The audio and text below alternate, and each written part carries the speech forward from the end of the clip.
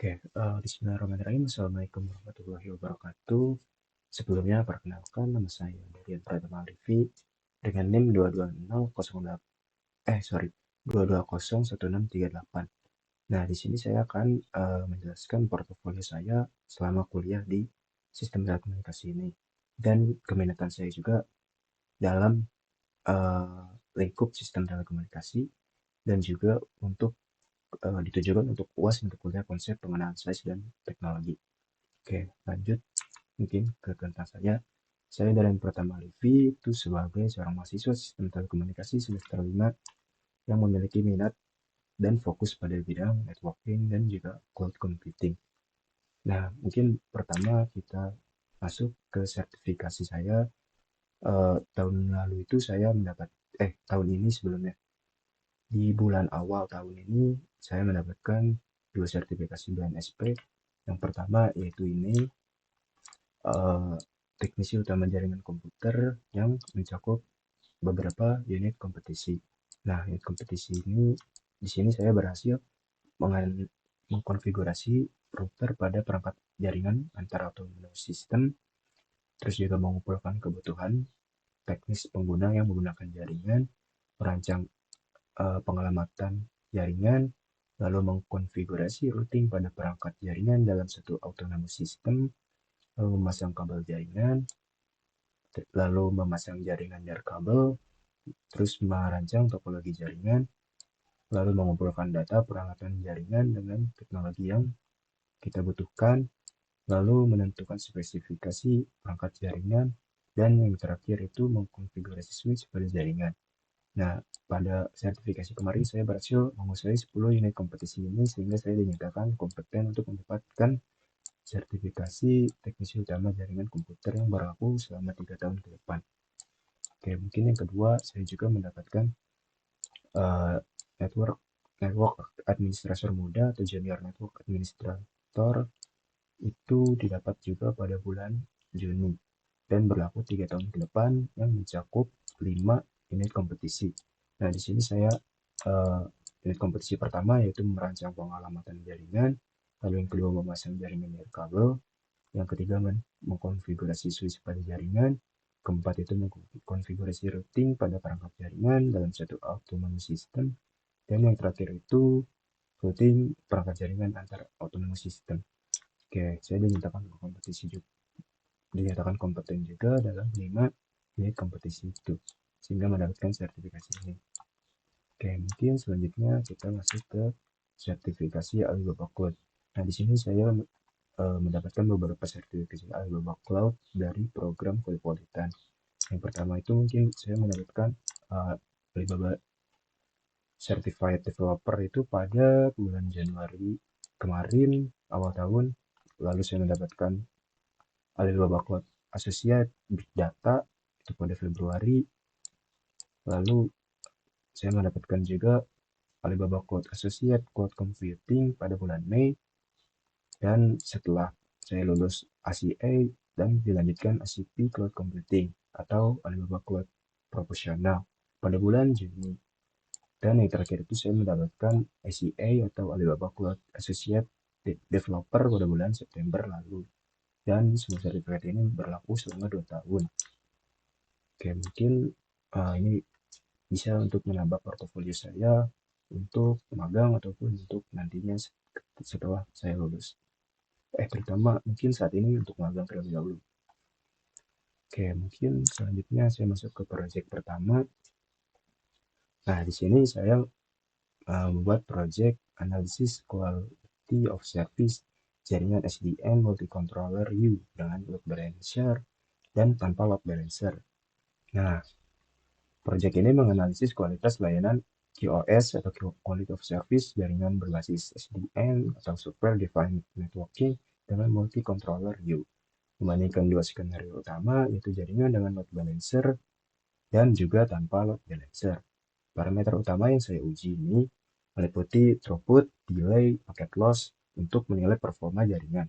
Hasil pengujian ini juga menunjukkan bahwa dalam skenario tanpa load balancer, jaringan cenderung mengalami distribusi beban yang tidak merata, yang dapat menyebabkan degradasi pada QoS-nya. Sementara itu, implementasi adanya load balancer ini memungkinkan distribusi beban yang lebih merata antara controller.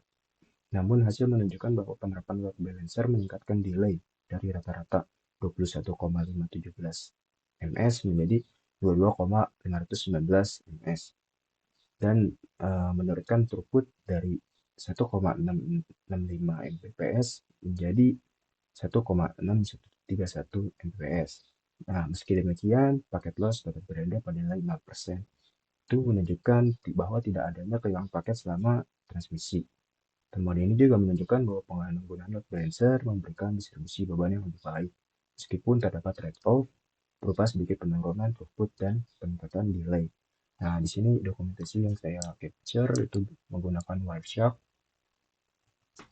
Di sini terlihat time span, average packet size, dan lain sebagainya.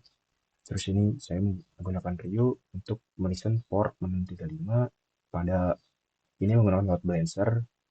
Jadi kita input file load balancer.py yang isi konfigurasi untuk load balancer. Nah, ini tidak menggunakan load balancer, alias langsung ke 15switch.py langsung ke topologinya. Oke, mungkin lanjut ke project kedua, yaitu saya membuat topologi gedung dengan static routing, VLSM, VLAN trunking, dan IP menggunakan DHCP. Nah, proyek ini bertujuan untuk merancang dan mengimplementasikan topologi jaringan gedung dengan mengintegrasikan beberapa fitur penting, yaitu menggunakan static routing di sini, terus VLSM pada 4 VLAN yang ada di sini, lalu VLAN trunking pada router di sini menuju switch di sini, dan juga pengaturan IP DHCP pada VLAN di sini. Karena di sini 15 host, 6 host, dan 50 host. Itu bisa kita atur menggunakan DHCP. Di sini juga bisa di VLAN 100. Oke, mungkin lanjut. Dan bisa jadi setiap ruangan dalam gedung dialokasikan subnet yang efisien menggunakan VLSN untuk memaksimalkan penggunaan alamat IP. Nah, kita menggunakan VLSN juga pada sini. Ini 15 host. Dari 15 host itu kita pakai source berapa agar efisien, tidak membuang. Mungkin di sekitar 28 atau 27. Ini 6 host menggunakan source berapa dan 50 host menggunakan source berapa. Nah, di situ saya menggunakan VLSM untuk menentukan subnet yang sesuai.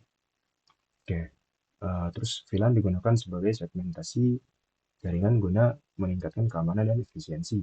Dengan trunking VLAN yang menghubungkan beberapa switch untuk memungkinkan komunikasi antar VLAN, static routing juga diterapkan pada router untuk memastikan lalu lintas data antar subnet dapat berjalan dengan baik. Nah, static routing kita lakukan di 3 router atas ini agar semua dapat terhubung. Oke. Selain itu, layanan DHCP juga dikonfigurasi untuk memberikan alamat IP secara otomatis di semua perangkat setiap subnetnya, sehingga mempermudah pengelolaan jaringan. Topologi ini juga mencakup perangkat router, switch, perangkat endpoint, serta diuji untuk memastikan konektivitas dan konfigurasi yang optimal. Nah, di sini juga saya menggunakan server agar bisa nyebar ke yang lain. Oke, mungkin ini kan kita pakai VLAN 4 VLAN. Nah, sedangkan VLAN itu biasanya hanya bisa terhubung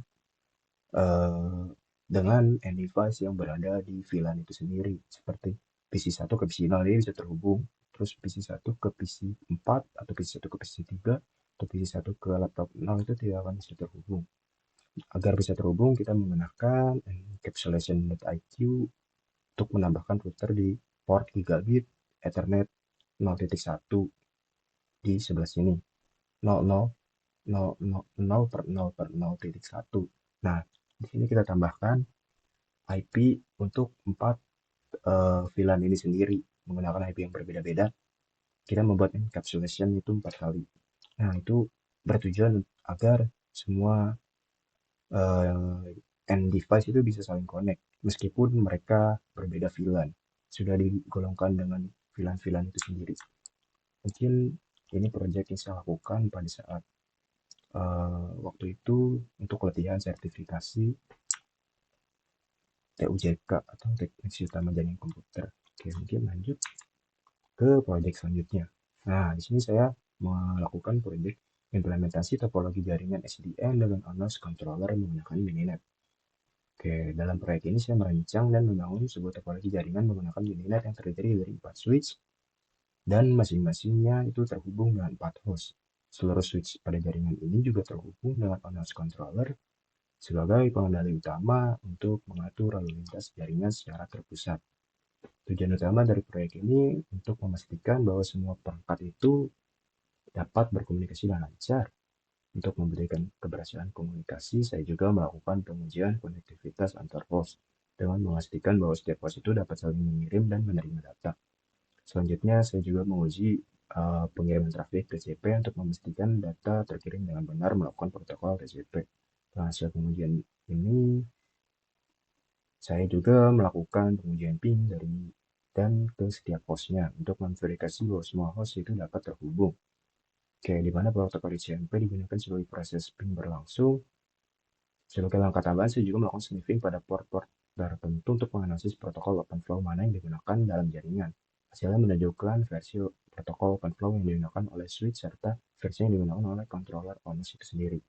Oke, mungkin topologi yang saya buat seperti ini, 4 switch, di mana masing-masing switch itu memiliki satu host dan semua satu topologi ini kita hubungkan ke ONS controller. Oke, mungkin ini di bagian uh, ping dengan bandwidth sekitar berapa giga gitu. Mungkin saat mengecek protokol yang digunakan, waktu itu ini menggunakan protokol CMP, dan ini saat menggunakan iPod untuk uh, menentukan bandwidth ini. Oke, mungkin itu cukup. Kita lanjut ke project selanjutnya. Nah, di sini saya project saya selanjutnya berjudul Configuring LVCP on Amazon Web Service. Oke, dalam proyek ini saya membangun sebuah virtual private cloud atau VPC di AWS dengan tujuan untuk mengkonfigurasi lingkungan jaringan yang aman dan terisolasi. Proyek ini dimulai dengan pembuatan VPC baru yang mencakup dua subnet, yaitu ada subnet public dan subnet private. Subnet public ini digunakan untuk menghost sumber daya yang perlu diakses dari internet, seperti server base station, server. Oke, sedangkan subnet private ini juga digunakan untuk sumber daya yang lebih sensitif dan tidak perlu terhubung langsung ke internet. Saya juga mengkonfigurasi internet gateway untuk memberikan akses internet ke subnet public dan net gateway di subnet public untuk memungkinkan instansi di subnet private mengakses internet dengan aman. Selanjutnya saya juga membuat dan mengkonfigurasi tabel rute yang mengarahkan lalu lintas ke internet gateway untuk subnet public dan ke NAT gateway untuk subnet private. Untuk memastikan akses yang aman ke instansi ke di subnet private, saya meluncurkan server Bastion di subnet public dan mengkonfigurasi keamanan untuk memungkinkan akses SSH. Setelah itu saya uh, menguji konektivitas dengan cara mengakses instansi di subnet private melalui server Bastion dan memverifikasi bahwa instansi tersebut dapat mengakses internet menggunakan NAT gateway. Proyek ini juga berhasil. Nah, uh, arsitektur proyek ini yang saya lakukan adalah seperti ini. Di sini kita memiliki NAT gateway, destination server, private instance. Nah, terus kita konekkan ke isi dua instance. Di sini internet gateway. Nah, ini semua di dalam lab VPC sebelum ada di AWS. Untuk public table root-nya di 10.00.16, ini di targetnya lokal, dan internet gateway itu di 0.00. Nah, sedangkan untuk private instance ini, uh, private root table-nya itu ada di 10.00.16 untuk lokalnya, dan 0.00 itu untuk gateway-nya. Oke, mungkin seperti itu gambarannya. Kita lanjut ke project selanjutnya. Oke, project selanjutnya yaitu scaling and load balancing your architecture. Nah, pada proyek ini saya berhasil merancang dan membangun arsitektur AWS yang dapat diskalakan dan memiliki toleransi kesalahan menggunakan ALB atau Elastic Load Balancing dan Auto Scaling. Saya memulai dengan membuat AMI atau Amazon Image dari instance EC2 untuk memastikan semua instance baru memiliki konfigurasi yang sama. Lalu selanjutnya saya juga membuat application load balancer ya, untuk mendistribusikan lalu lintas secara otomatis ke beberapa instance EC2 yang tersebar di dua availability zone. Untuk meningkatkan ketersediaan dan keandalan aplikasi, saya juga membuat class template untuk mendefinisikan spesifikasi instance seperti tipe instance, AMI, dan grup keamanan. Untuk kemudian menggunakan untuk mengkonfigurasi grup auto scaling. Oke, mungkin grup ini juga diatur secara otomatis untuk menambah atau mengurangi kapasitas instan berdasarkan metrik kinerja seperti utilisasi CPU, guna menjaga kinerja optimal saat beban kerja sedang meningkat atau juga sedang menurun. Selain itu juga saya mengintegrasikan CloudWatch untuk memantau ini, buat alarm untuk mendeteksi lonjakan beban, dan memicu penambahan instan baru jika diperlukan. Dengan menerapkan solusi ini, arsitektur saya juga mampu menangani fluktuasi beban dengan efisien sambil mengoptimalkan biaya operasional. Oke, mungkin gambaran seperti ini arsitektur pertama itu sebelum kita tambahkan load balancer seperti ini. Kita memiliki dua availability zone, yang pertama adalah 1 dan 2. Kita masukkan dalam satu VPC, lalu dalam satu region juga. Di dalam satu availability zone ini terdapat public dan private subnet. Nah, di availability zone 2 ini terdapat security group mengisi web server 1 yang dihubungkan ke internet gateway. Nah, setelah final arsitektur saya ini seperti ini, perbedaannya yaitu kita tambahkan uh, security group yang berisi application load balancer. Nah, ini tuh akan terhubung ke internet gateway nantinya, dan ini tuh akan terhubung ke security group masing-masing pada availability zone 1 dan availability zone 2. Nah, dan kita melakukan auto scaling group juga untuk kita bisa scaling secara otomatis sebelum masuk ke load balancer. Mungkin seperti itu proyek yang saya punya. Oke, mungkin selanjutnya saya masuk ke minat saya. Oke, minat riset saya mungkin saya memiliki sebuah judul karena beberapa bulan ini atau beberapa hari terakhir ini saya sedang mengeksplor AWS. Jadi mungkin ini cocok, yaitu jadi optimalisasi kinerja jaringan dan manajemen sumber daya di lingkungan cloud AWS. Oke, mungkin pendahuluannya, dalam era digital yang terus berkembang, komputasi awan atau cloud computing telah menjadi solusi utama bagi organisasi untuk meningkatkan skalabilitas, fleksibilitas, dan efisiensi operasional. AWS atau Amazon Web Service sebagai salah satu penyedia layanan cloud terbesar di dunia menawarkan berbagai layanan untuk mendukung kebutuhan bisnis, termasuk layanan jaringan seperti Virtual Private Cloud atau VPC, Elastic Load Balancing, ELB, dan AWS Direct Connect. Namun, pengelolaan jaringan di AWS tidak hanya mencakup pemilihan layanan yang tepat, tapi juga optimalisasi performa untuk mendukung aplikasi yang berjalan di atasnya. Jaringan yang optimal juga sangat penting untuk memastikan latensi yang rendah, throughput yang tinggi, dan ketersediaan layanan yang tinggi. Dengan meningkatnya kompleksitas aplikasi modern seperti aplikasi berbasis microservice, kebutuhan juga akan pengelolaan jaringan yang efisien menjadi semakin kritis. Selain itu, tantangan seperti pengelolaan biaya, keamanan data, dan skalabilitas jaringan seringkali menjadi hambatan utama dalam memanfaatkan potensi penuh dari infrastruktur cloud AWS. Penelitian saya juga ini mungkin bertujuan untuk mengeksplorasi dan mengembangkan metode optimalisasi kinerja jaringan di AWS sendiri, termasuk pengelolaan sumber daya dan pengimplementasian strategi terbaik untuk mengurangi latensi, meningkatkan throughput, dan memastikan keamanan data. Oke, mungkin state of art yang saya buat ini tentang VPC. VPC itu adalah layanan inti AWS yang memungkinkan pengguna untuk mengatur lingkungan jaringan pribadinya di cloud. Studi sebelumnya juga menunjukkan bahwa konfigurasi subnet itu penggunaan routable yang efisien dan penggunaan network access control list atau NACL dapat secara signifikan mempengaruhi kinerja aplikasi yang berjalan dalam VPC. Lalu yang kedua itu ada ELB atau Elastic Load Balancing. Ini membantu mendistribusikan lalu lintas aplikasi secara otomatis di beberapa target seperti instansi EC2 atau kontainer, juga alamat IP.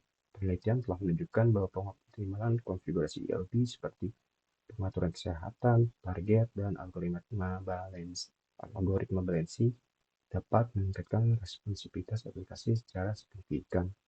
Oke, mungkin ketiga tuh kita memakai AWS Pipe Connect. Layanan ini juga memungkinkan koneksi langsung antara pusat data on-premise dan AWS. Penggunaan Direct Connect seringkali mengurangi latensi dan biaya transfer data. Penelitian ini juga menyoroti pentingnya mengintegrasikan Direct Connect dengan strategi failover untuk meningkatkan keandalan.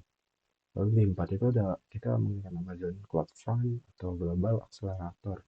Layanan ini dirancang untuk mempercepat pengiriman pengiriman konten ke penggunaan akhir dengan memanfaatkan jaringan tepi atau edge network. Nah, studi juga menunjukkan bahwa integrasi CloudFront dengan aplikasi berbasis seperti AWS dapat meningkatkan pengalaman pengguna menggunakan latensi dan peningkatan ketersediaan. Nah, yang terakhir itu ada keamanan jaringan di AWS. Keamanan adalah komponen penting dalam pengelolaan jaringan di cloud. Solusi seperti AWS Security Groups, AWS WAF, AWS WAF, dan AWS Shield telah digunakan untuk melindungi aplikasi dari ancaman dan keamanan. Penelitian terbaru fokus pada pengelolaan otomatisasi kebijakan keamanan menggunakan AWS Lambda dan AWS Config.